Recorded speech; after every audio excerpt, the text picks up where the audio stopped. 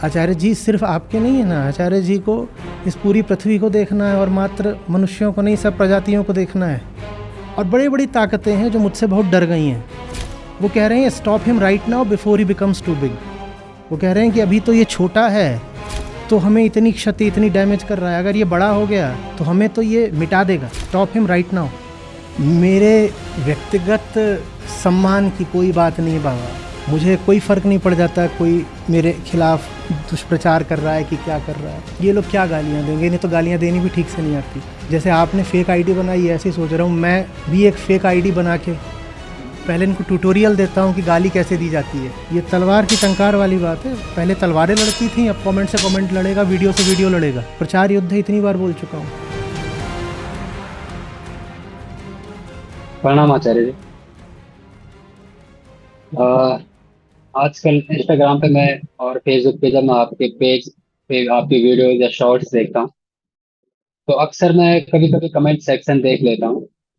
और उनमें मैं देखता हूँ कि आपके वीडियो के नीचे कुछ लोगों ने बहुत ही अभद्र भाषा में आपके लिए गलत बातें लिखी रहती हैं। तो मुझसे भी रहा नहीं जाता, तो मैंने क्या किया कि मैंने भी एक दूसरी आईडी बनाई, अपनी आईडी से अलग, ताकि वो ब्लॉक ना हो। और मैं भी जब जो जिन लोगों ने आपके लिए गलत बातें लिख रखी होती है, तो मैं भी उनकी कमेंट के नीचे रिप्लाई में जाके उनको बहुत ही लिटरली बहुत ज्यादा गंदी गाली देके फिर उनसे तर्क वितर्क करता हूँ, क्योंकि मुझे ये लगता है कि ये लोग जो है इस सीधी बात से समझना होता तो फिर इतने अच्छी वीडियो के नीचे इतनी गंदी बात तो लिख ही नहीं सकते थे। तो मुझे लगता है कि उनके लिए ये लोग गाली से थोड़ा सा मानते हैं, तो मैं हमेशा गाली से उनको उत्तर देता हूँ। पर फिर मैंने एक बात नोटिस की है कि उससे थोड़ा सा मेरी मानसिक शांति भी भंग हो जाती है। इस संदर्भ में समझ में नहीं आ रहा कि क्या करना चाहिए, क्योंकि मैं कमेंट देखता हूँ तो फिर रहा नहीं जाता हूँ। लोगों के कमेंट्स देख के आग सी लग जाती है ऐसे लोगों को देख के, और फिर उनको गाली दो तो फिर बाद में अपनी मानसिक शांति भी थोड़ा सा भंग रहती है। न तो स्तुति का कोई मूल्य है, न निंदा का। कोई गाली दे रहा है कि कोई गीत गा रहा है, स्तुति श्लाघा निंदा ये सब बातें बिल्कुल शून्य महत्व की। लेकिन जो व्यवहारिक तल होता है जिस पे हम जीते हैं, जिस पर ये दुनिया काम कर रही है, जिस पर लोग हैं जो प्रभावित होते हैं, उनके मनों पर छाप पड़ती है, उस तल पर इन बातों का निस्संदेह बहुत बहुत महत्व होता है। क्योंकि हम जैसे हैं ना, हमारा रिश्ता सच्चाई से कम और समाज से ज़्यादा होता है। तो सच भी सच है कि नहीं ये जानने के लिए हम समाज से पूछते हैं। आप ट्विटर वगैरह पे जाओगे तो वहाँ पर बहुत लोगों ने सवाल कर रखे होते हैं, अपने अपने जो भी उनके ताऊ हैं, बड़े भैया हैं, उनके इन्फ्लुएंसर हैं, what is your take on Acharya Prashant, what do you think about Acharya Prashant. अब आप सोचो ये बात कितनी कितनी रोचक है। आचार्य प्रशांत जो कुछ भी अच्छा है, भला है, बुरा है, गंदा है, मूढ़ है, स्वार्थी है, पापी है, जो भी है वो तो सबको उपलब्ध है। किसी और से क्यों पूछ रहे हो? तुमने खुद क्यों नहीं देख लिया जैसा भी है आचार्य प्रशांत, जैसा भी है, मंदबुद्धि होगा, मूढ़मती होगा, दुराचारी होगा, पापी होगा, जो भी होगा, पर उपलब्ध है, समक्ष है। और कोई ये नहीं कि एक दो बातें उसने बोली हैं, बावले की तरह बोराया बोलते ही जा रहा है, बोलते बोलते उसका गला आउट हो गया, डॉक्टरों ने धमकी दी है, बोल रहे हैं गला ही काट देंगे तुम्हारा। सचमुच बोल रहे हैं। पर हमारा संबंध सीधे सीधे सच से नहीं होता, समाज से होता है। तो हम समाज से पूछने आते हैं, अच्छा बताओ सच क्या, अच्छा बताओ सच क्या। तूने खुद क्यों ना देख लिया? तो आम आदमी उसी चीज को सच मानेगा जिसको समाज सच बोलेगा, क्योंकि आम आदमी के पास ये क्षमता ही नहीं है कि वो सच को अपनी मौलिक दृष्टि से पहचान ले।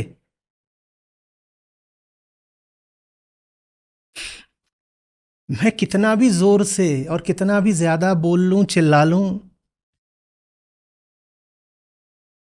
और कोई अकड़ से नहीं, बहुत विनम्रता से बोल रहा हूं, एक तथ्य, एक फैक्ट की तरह बोल रहा हूं, जितना मैं चिल्ला लिया, और अभी मैं कोई बूढ़ा नहीं हो गया, जितनी इतनी उम्र में जितना चिल्ला लिया, इतना बोल लिया, इतना तो इतिहास में बहुत कम लोग बोले होंगे। और जिस गुणवत्ता से बोल रहा हूँ वो भी बहुत विनम्रता से बोल सकता हूँ, जितनी भी मेरी थोड़ी बहुत बुद्धि है उसके साथ की, वो गुणवत्ता भी एक स्तर की है। तो जिसको मुझे समझना हो वो सीधे सीधे ही समझ लेता। सब कुछ बहुत सरल, सुग्राह्य, सुपाच्य करके सामने रख दिया, जाओ देख लो एकदम। पर हम किससे पूछने जाएंगे? हम समाज से पूछने जाएंगे। Bro, there is this new Baba in market by the name of Acharya Prashant, what do you say about him? इस तरह की बातें। और फिर जिससे पूछा जाएगा वो अपना ज्ञान बताएगा, बोलेगा I have assessed him thoroughly, he is all right for newbies. और जो पूछ रहा है वो 8वीं में पढ़ता है, जो बता रहा है वो 11वीं में पढ़ता है। जो 11वीं वाला है वो ट्विटर पे इन्फ्लुएंसर बना घूम रहा है, उसने 11,000 फॉलोअर जुगाड़ लिए हैं, और वो ज्ञान बांट रहा है कि this new Baba is all right for newbies.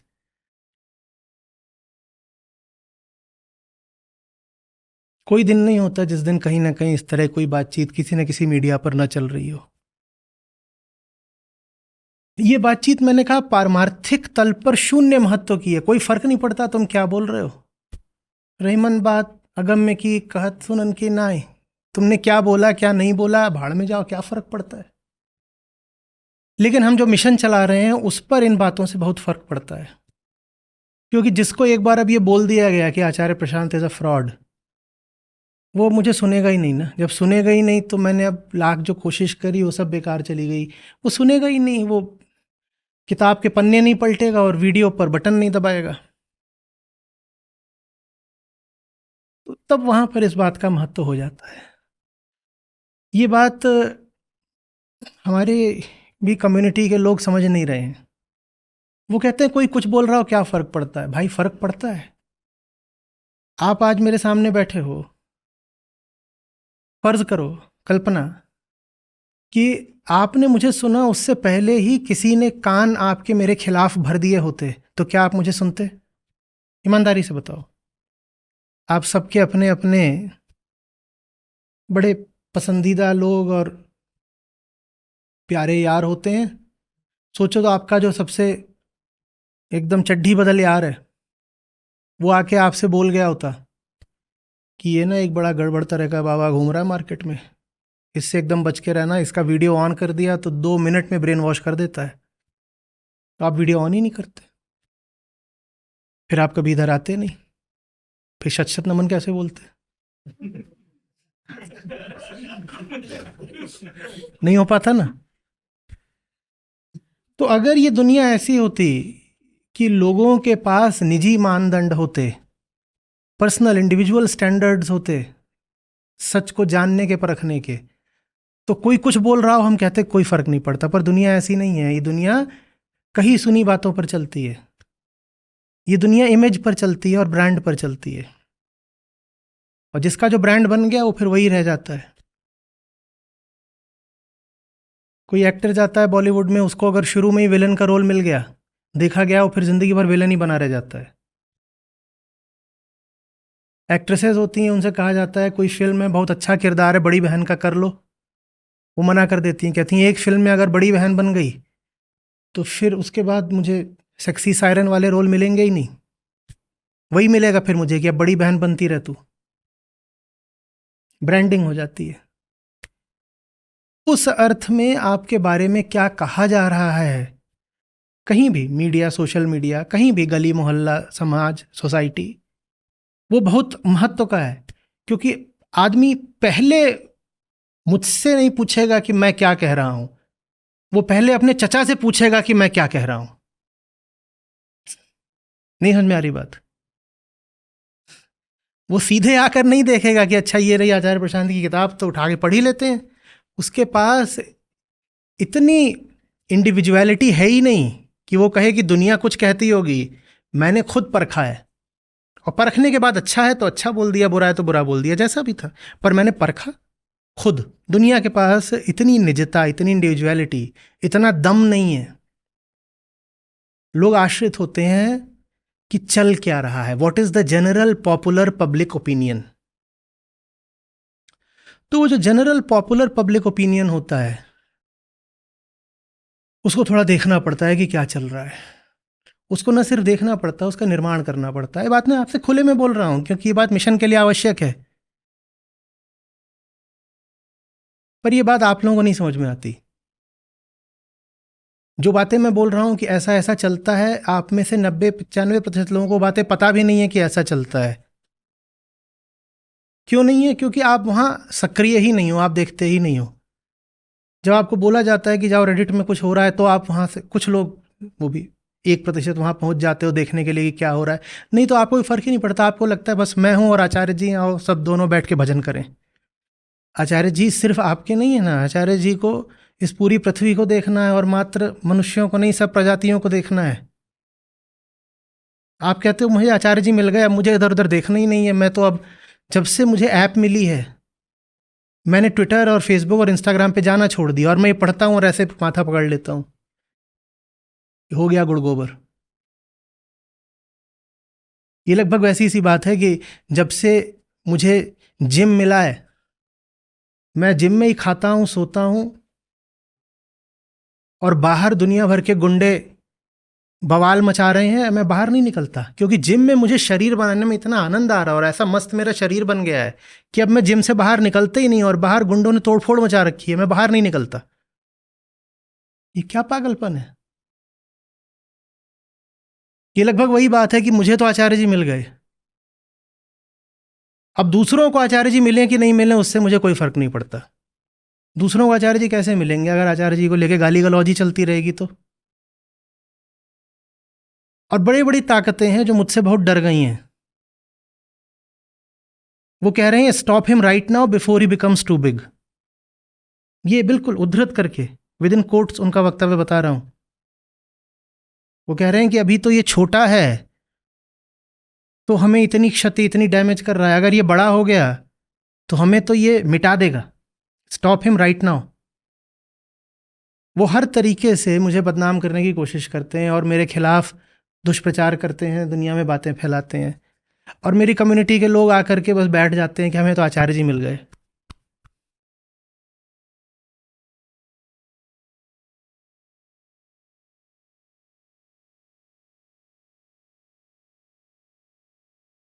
आज का युद्ध यही है भाई। कमेंट का जवाब कमेंट से देना पड़ेगा। और ये फ्रिवलस बात नहीं है, इसको मजाक की तरह न लें। ये तलवार की टंकार वाली बात है। पहले तलवारें लड़ती थी, अब कमेंट से कमेंट लड़ेगा, वीडियो से वीडियो लड़ेगा। प्रचार युद्ध है, इतनी बार बोल चुका हूं।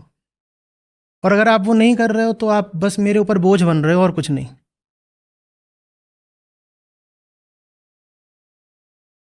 आप सोचो ना कि एक व्यक्ति जो जा करके मेरे खिलाफ कुछ लिख देता है, उसने कितने लोगों को मेरे पास आने से रोक दिया।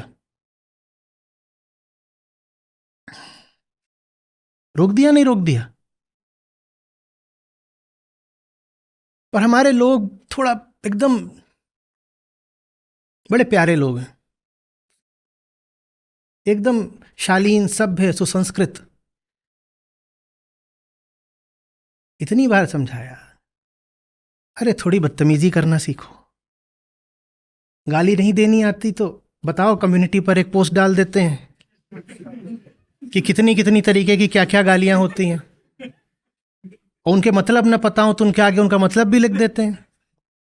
राजदीप, अगला टेस्ट कम से कम 10 सवाल इस पर होने चाहिए कि गाली और उसका सही अर्थ मिलान करें। इतने प्यारे प्यारे लोग हैं हमारे, छिछी वाली गंदी बातें मुंह से बोल, मैं नहीं कह रहा हूं तुम गाली गलौज करो, पर कम से कम जो तर्क की विधा होती है, the fine art of argumentation, वो तो सीखो। तर्क भी करना नहीं आता।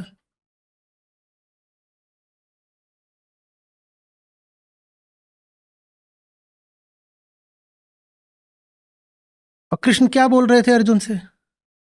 कि ये जितनी आसुरी ताकतें हैं ये सब अपने लक्ष्य को लेकर देखो कितना सक्रिय और कितना उत्साहित रहती हैं।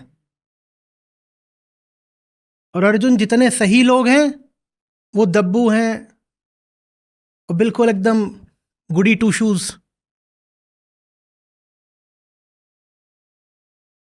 नहीं, हम तो अच्छे बच्चे हैं।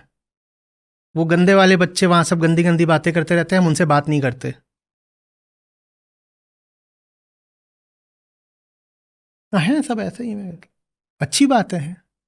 थोड़ा जो शिष्ट शालीन किस्म के लोग होते हैं वही हमारी ओर जल्दी आते हैं, वही सब आ गए हैं।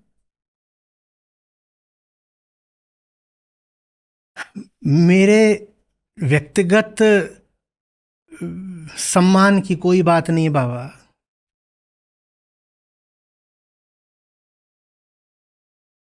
मुझे कोई फर्क नहीं पड़ जाता कोई मेरे खिलाफ दुष्प्रचार कर रहा है कि क्या कर रहा है। और ये मैं किसी झाड़ पे चढ़ के नहीं बोल रहा हूं, मुझे सचमुच फर्क नहीं पड़ता। ये लोग क्या गालियां देंगे, इन्हें तो गालियां देनी भी ठीक से नहीं आती। जैसे आपने फेक आईडी बनाई है, ऐसे ही सोच रहा हूं मैं भी एक फेक आईडी बना के पहले इनको ट्यूटोरियल देता हूं कि गाली कैसे दी जाती है।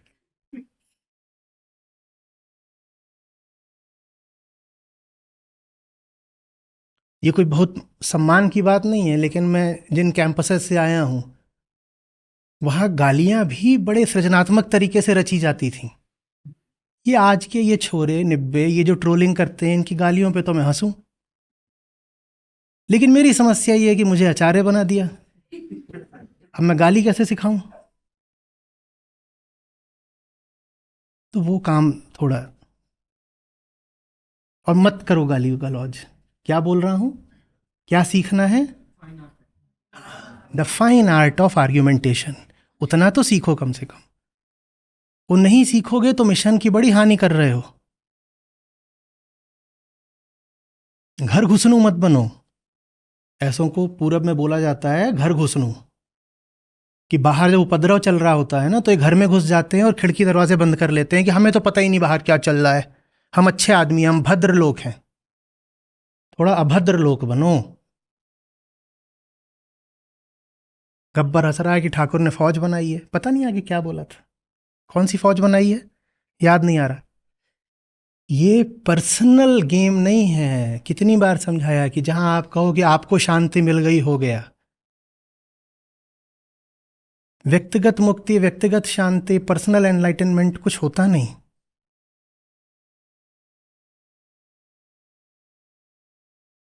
ये एक मिशन है। अगर सब तरेंगे तो हम भी तरेंगे, और अगर सब मरेंगे तो हम भी मरेंगे। आचार्य नागार्जुन के साथ आप हो शून्यता सप्तति में। महायान धारा बहुत ज्यादा फैली थेरवाद से। उसकी बड़ी वजह थी जो उन्होंने बोधिसत्व आदर्श रखा। बोधिसत्व आदर्श क्या? इतना ऊंचा आदर्श कि मुझे व्यक्तिगत मुक्ति से ज्यादा समष्टि की परवाह है। नाव तैयार खड़ी है, मैं अकेले जब भी चाहूं पार कर सकता हूं, पर मैं पार तभी करूंगा जब इस सृष्टि में जो घास का भी आखिरी तिनका है ना उसको भी दुख से मुक्त कर दूंगा। सिर्फ तब मैं निर्वाण स्वीकार करूंगा। और आप ऐसे हो गए हो कि मेरा तो काम बढ़िया चल रहा है ना, मुझे तो सत्र मिल रहे हैं ना, मैं तो खूब सीख रहा हूं ना। It's a social battle, not individual. आप जाओगे अगर देखोगे कि प्राचीन भारत में या ग्रीस में जो विषय पढ़ाए जाते थे, गुरुकुल हो या जैसे अकेडमी थी, प्लेटो का मानस पुत्र, तो उसमें ये विषय भी होते थे, लॉजिक, डायलेक्टिक्स, रेटोरिक। रेटोरिक माने जानते हो क्या होता है? रेटोरिक एक विषय होता था अपने आप में, लॉजिक एक विषय होता था।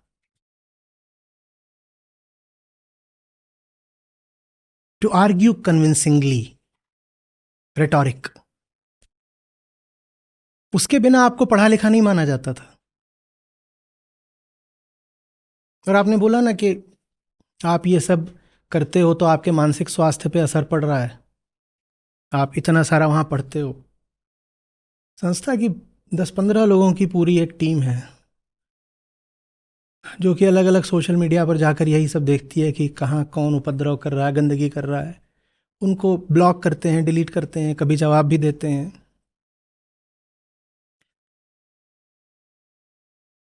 और सचमुच ये होता भी है संस्था में।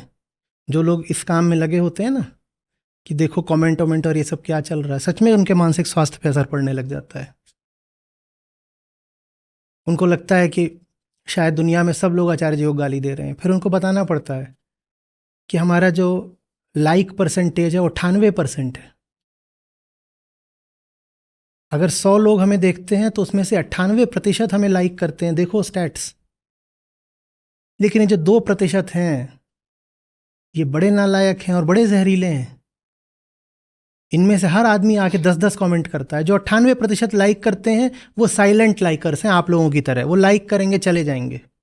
लेकिन जो मुझसे नफरत करते हैं वो बड़े उग्र हैं, सक्रिय हैं, उपद्रवी हैं। उनमें से एक एक आदमी आके 10-10 गाली लिख के जाता है। और उससे फिर छवि ऐसी बनती है जैसे सब लोग मुझसे नफरत करते हो। क्योंकि अगर आप गालियों की संख्या गिनो तो वही ज़्यादा रहती है। जो मुझे पसंद करने वाले, मुझसे प्रेम करने वाले लोग हैं, वो तो चुप हैं, मौन हैं, वो कुछ नहीं लिखते। गालीबाज उनकी हस्ती पर बन आई है। मेरे आने से उन पर अस्तित्वगत संकट है। उनको लग रहा है यदि आदमी सफल हो गया तो हम तो बचेंगे ही नहीं। तो वो जी जान लगा करके मेरा विरोध करते हैं। और जो मेरे साथ के हैं वो मौन हैं, चुप रहते हैं, भले ही वो 98% है।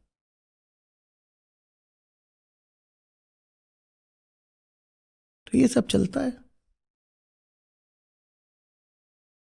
मैं अपना काम करता चलूंगा। व्यक्तिगत तल पर मुझे भीतर से कोई असंतुष्टि नहीं है कि मैं कुछ कर सकता था पर मैंने किया नहीं। मैं जो अधिकतम कर सकता हूं मैं कर रहा हूं। पर समाज कोई अकेला मेरे का नहीं है, समाज आप सबका है। समाज में मुझे कितनी सफलता मिलेगी वो आप पर भी निर्भर करता है। आप अगर हाथ पांव हिलाओगे, मुंह चलाओगे, कीपैड पर बटन दबाओगे तो बात आगे बढ़ेगी। नहीं तो मुझे जो करना है वो तो मैं कर ही रहा हूं।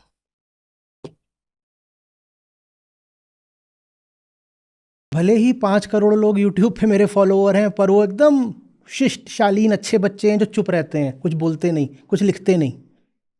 बोला था बच्चे नहीं चाहिए, योद्धा चाहिए। पर एकदम ही इतने इतने आते हैं सब मेरे पास।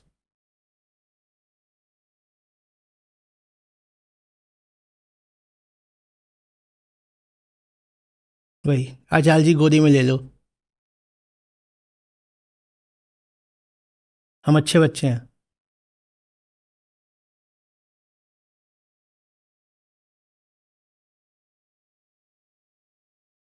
एकदम क्यूट किस्म के। आओ बेटा आओ।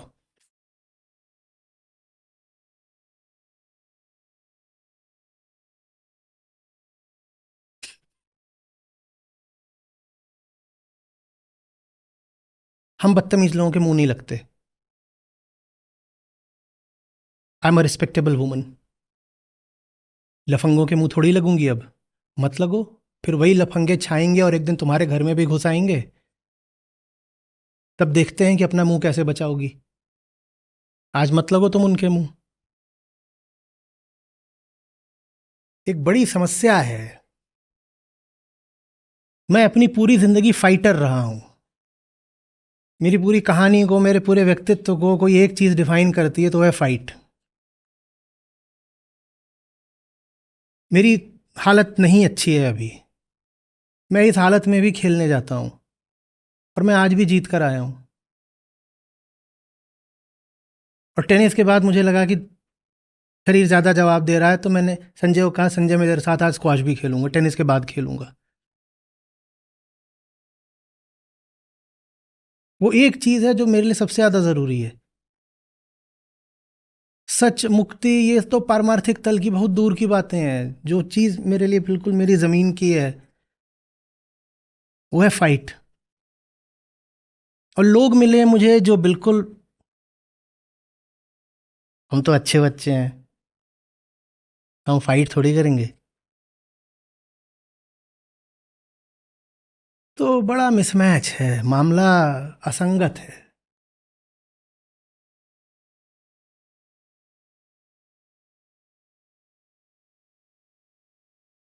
मुझे कोई समस्या नहीं, छोटे बच्चे हैं, प्यारे हैं, अच्छे हैं। How cute. Except that in a war cuteness hardly helps.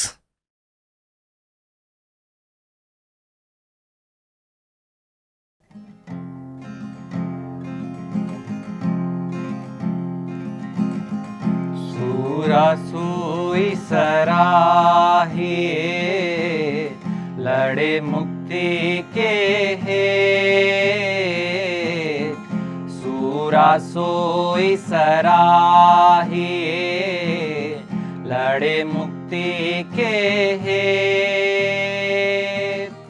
पुरजा खट पड़े तो भी न छाड़े खेत रे साधो, तो भी न छाड़े खेत।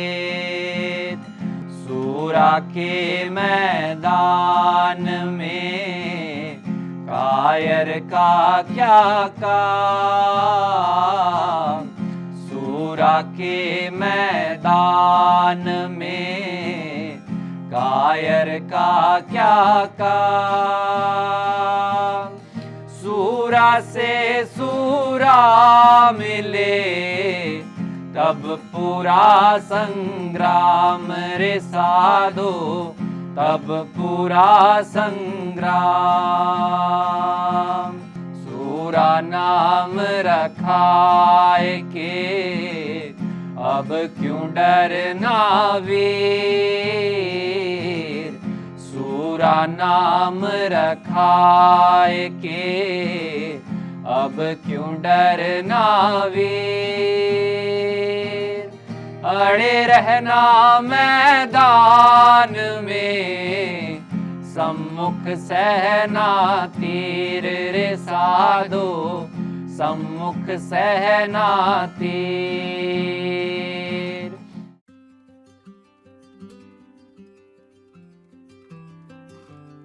हाँ, नमस्कार, मेरा नाम पूर्वी नागर है और मैं इंदौर से हूँ।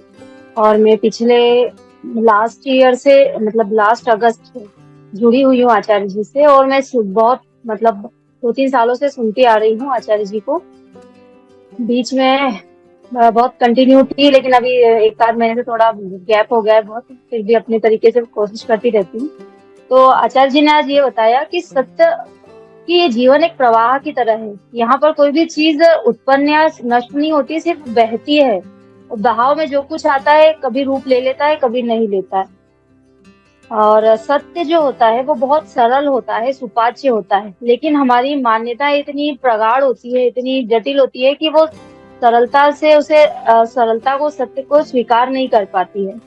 जिस प्रकार से जब हम गरिष्ठ भोजन करते हैं तो हमारा पेट भरा हुआ होता है, उसके बाद में अगर हम हल्के से हल्की सुपाच्य वस्तु भी खाएंगे तो वो हमें नहीं पचती है। इसी प्रकार हमारी पुरानी मान्यताएं, रिश्ते, विचार इस तरीके से हमारे अंदर भरे होते हैं, वो सत्य को आने नहीं देते।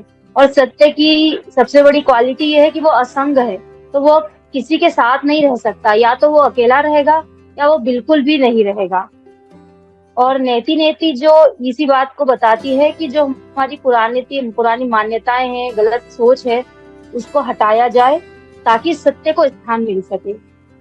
भूले मन समझ समझ के लाद लदनिया, भूले मन समझ समझ के लाद लदनिया, थोड़ा लाद बहुत मत लादे, टूट न जाए गर्दनिया। भूले मन समझ समझ के लाद लदनिया। धन्यवाद। Thank you.